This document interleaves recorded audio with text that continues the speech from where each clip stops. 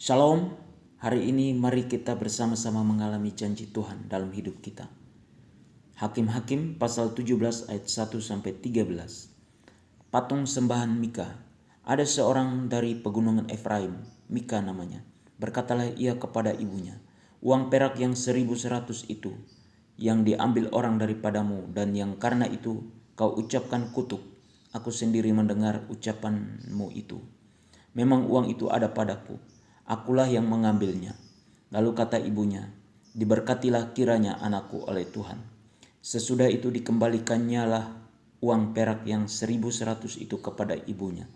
Tetapi ibunya berkata, aku mau menguduskan uang itu bagi Tuhan.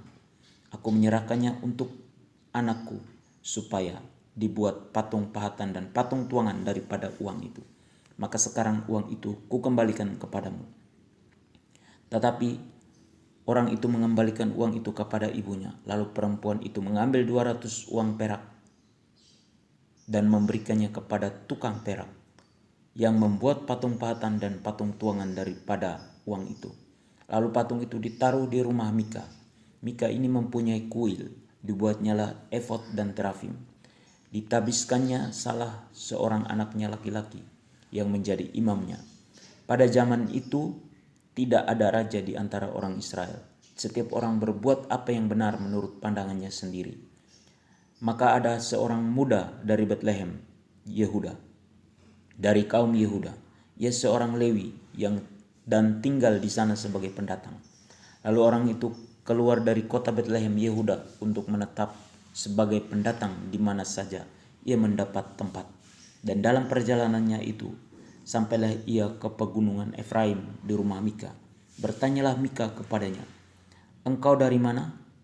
Jawabnya kepadanya, aku orang Lewi dari Betlehem Yehuda, dan aku pergi untuk menetap sebagai pendatang di mana saja aku mendapat tempat. Lalu kata Mika kepadanya, tinggallah padaku dan jadilah bapa dan imam bagiku. Maka setiap tahun aku akan memberikan kepadamu 10 uang perak, sepasang pakaian serta makananmu. Orang Lewi itu setuju untuk tinggal padanya. Maka orang muda itu menjadi seperti salah seorang anaknya sendiri. Mika mentabiskan orang Lewi itu. Orang muda itu menjadi imamnya dan diam di rumah Mika. Lalu kata Mika, sekarang tahulah aku bahwa Tuhan akan berbuat baik kepadaku karena ada seorang Lewi menjadi imamku. Perintah Tuhan untuk kita saudaraku bahwa kita jangan menyembah berhala dan jangan berbuat sesuka hati kita. Janji Tuhan hari ini, berkat daripada Tuhan senantiasa ada di atas kehidupan kita. Amin. Tuhan Yesus memberkati.